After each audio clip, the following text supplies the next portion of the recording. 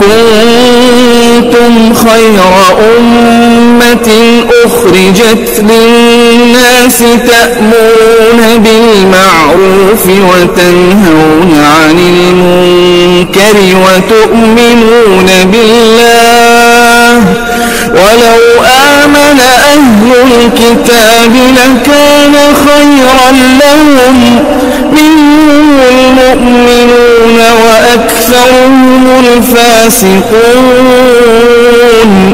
لن يضروكم إلا أذى وإن يقاتلوكم يولوكم الأدبار ثم لا ينصرون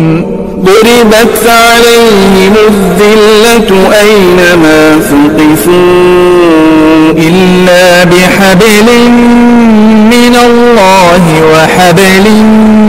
من الناس وباءوا بغضب من الله وضربت عليهم المسكنة ذلك بأنهم كانوا يكفرون بآيات الله ويقتلون الأنبياء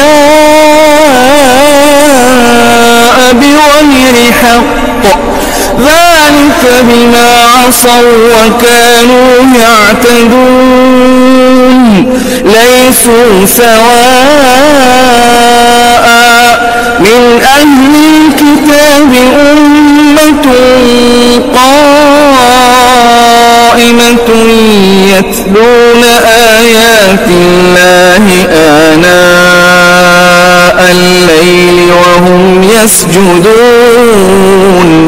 يؤمنون بالله واليوم الآخر ويأمرون بالمعروف وينهون عن المنكر ويسارعون في الخيرات وأولئك من الصالحين وما يفعلوا من خير فلن يكفروه والله عليم بالمتقين إن الذين كفروا لن تغني عنهم أموالهم ولا أولادهم من الله شيئا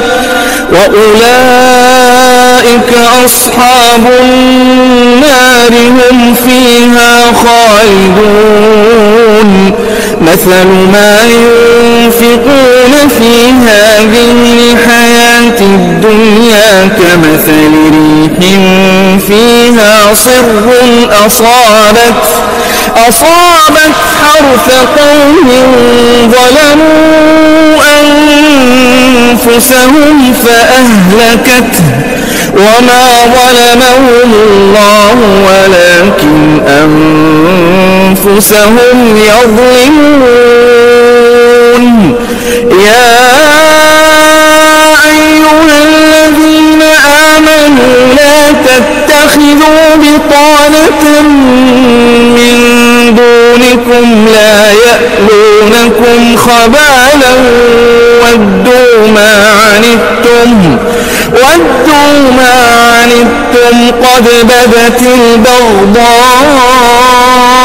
من أفواههم وما تخفي صدورهم أكبر